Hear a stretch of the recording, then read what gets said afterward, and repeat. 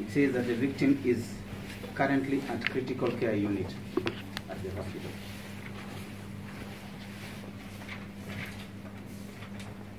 But he was able to be interviewed, he was able to talk. He was being attended to by a Dr. Ruben Okioma.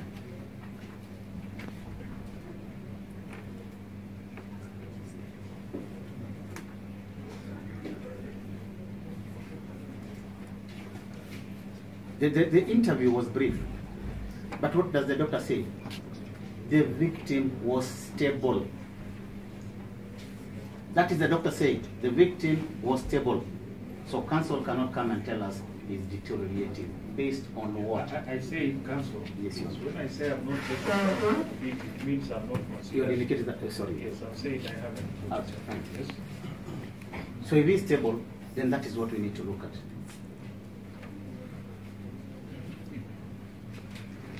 Page 5. The victim did not pronounce himself on issues relating to bail and bond and the relationship that he has with the accused person.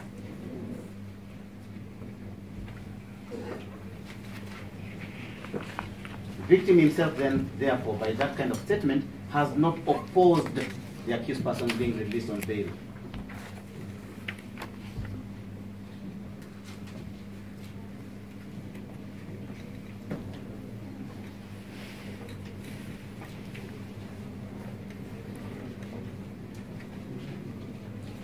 So the next person to be interviewed is the victim's family.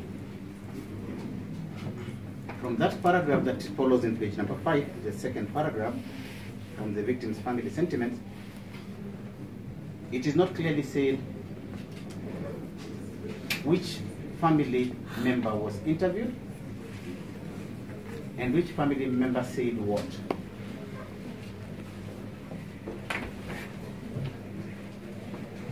But the bottom line is they are saying they are concerned about the security of the victim and the family members.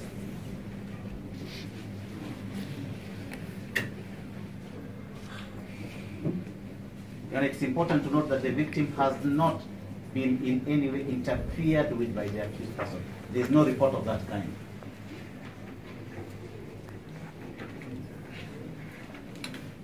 You said that they were concerned about the victim's what?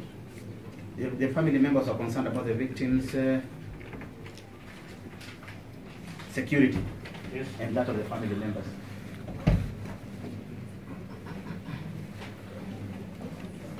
The victim, until today,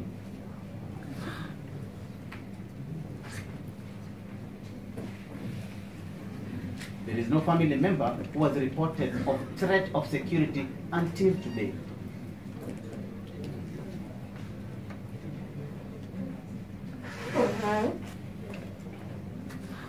So this security threat, where is the basis, Your Honor?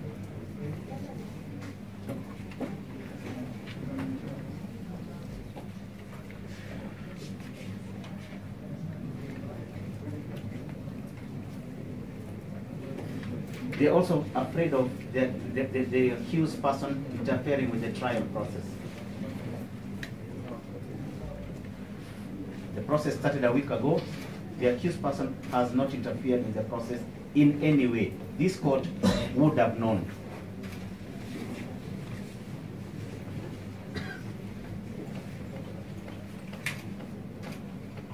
They also say in their report that he wields a lot of power.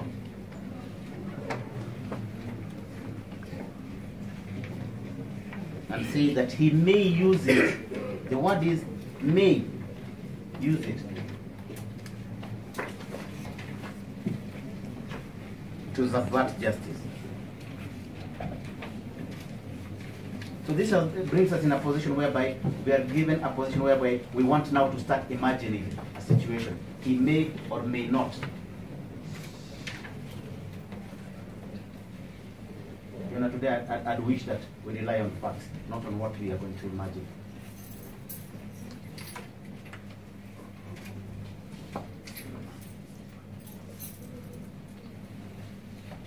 Having realized, and I can see from their report, having realized that this part perhaps might not be that strong, they are saying that they know, they recognize that this court has the power to grant bond, and they know that the accused person also has the right to be released on bond. Oh, the probation officers or the victims? The victims. It's in page 5. You say that? They have realized that the power for granting bond is in this court, and they also agree that the accused person has rights to bail. So they want a condition put in place.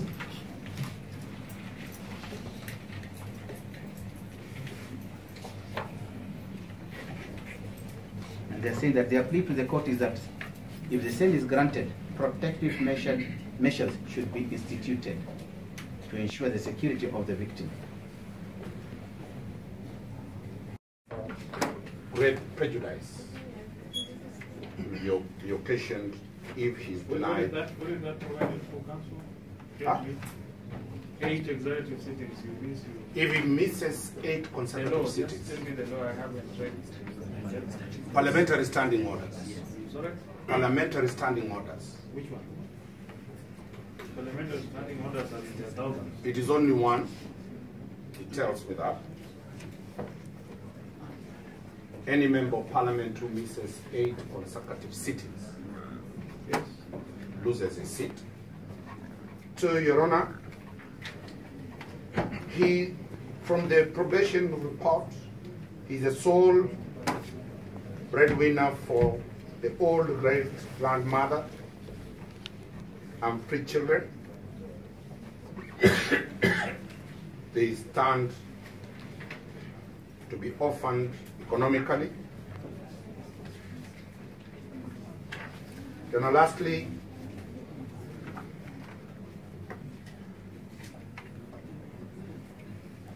we want to disassociate ourselves with the noise that was in this I court. didn't say we No, you know we have a reason. It should not be linked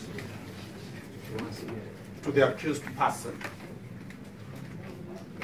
at all. He has only himself and his wife in court. And therefore, any conduct from any other members who are in court should not be visited on him. He has been in custody in industrial. And everybody will carry his own burden, as you have clearly stated. Lastly, Your Honor, the report is dated today. This report was dated today by the probation officer, probably 3 to 4 minutes ago. That is why even the state prosecutor had not seen it. So we believe it has captured all the latest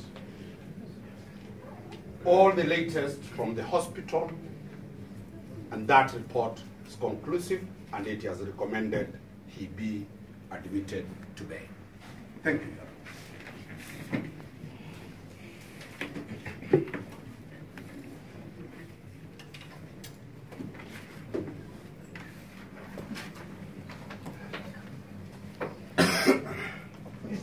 We are making that application. I haven't seen any problem. Sorry, I have not even spoken to you also. Your Honor, as clearly evident in the report,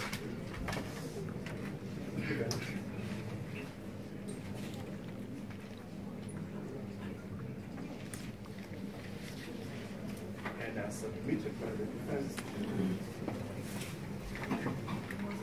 the victim, apart from expressing fear,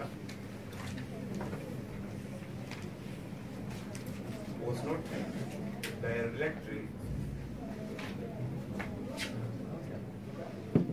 asked about his views on this of the accused. So it should not be taken against him that there is nothing said up with regard, or without regard to the question of the interview.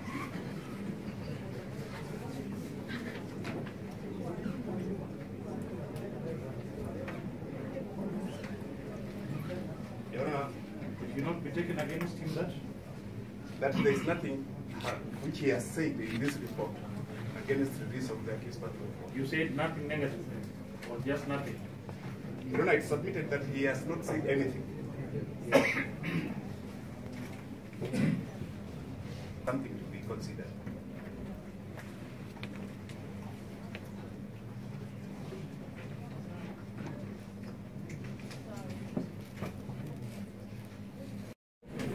As I cannot find anything.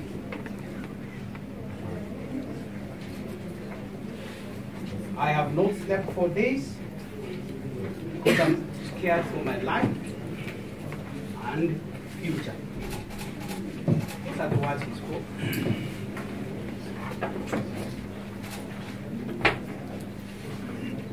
And it's therefore important for the court to critically, and I believe the court will do this, look at this report.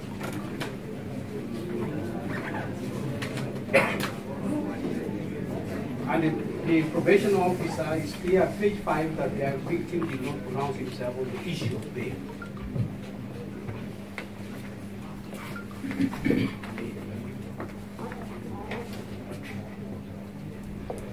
Number 2, it is submitted that the court will need to consider the impact of the accused persons remaining in custody because of his job. Your Honor, we submit that is not a factor to consider under the bail bond policy guidelines. It is not the business of the court to secure suspects' employment.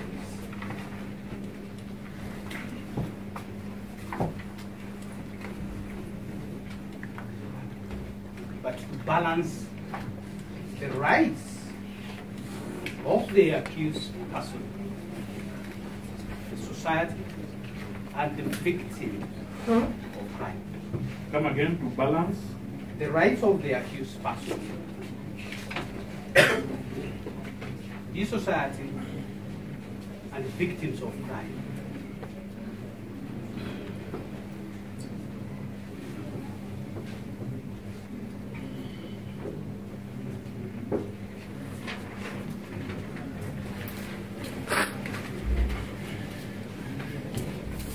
The accused will observe the conditions imposed by this court, including protecting witness. But at what cost to the society? So I'm not following exactly what you... Your Honor, it was submitted that the accused person will observe the bond terms, and that the victim's family, which is not clear to us, says that protective measures to be instituted to ensure the security of the victim, the family, and also to safeguard against witness interference.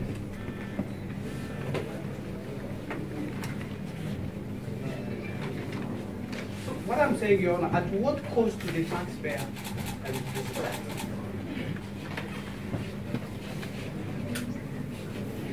Finally, Your Honor, it is acknowledged that the accused person, by both the probation officer and the accused defense counsel, that the accused has other matters, cases, which are pending.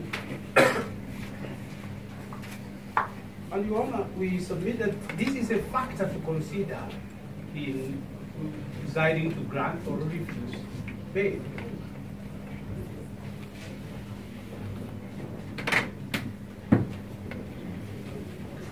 The court will be inclined where the accused person will refuse bail, where the accused person is in repeat offender. We therefore, very finally, I agree with the council watching Brief for the Family, watching Brief for the Family, that it's not even clear who this family member that was interviewed. And therefore, this report is ambiguous in that respect. Who is this person who was interviewed? No. It was not in that line that he made that submission. He said, though the names are not indicated, that should not be an issue. Because after all, the family members are in court and the probation officer can quickly ascertain who are theirs and they inform the court. Did I get you right, Mr. They are not in court. Did you say they are in court or they are not? No, I did not say that they are in court. Yes.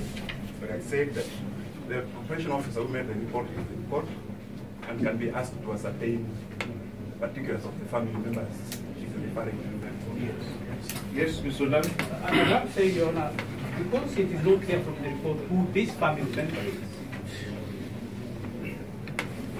it will not be proper and fair to base the decision on an identified person having been interviewed. It could be a fourth generation family.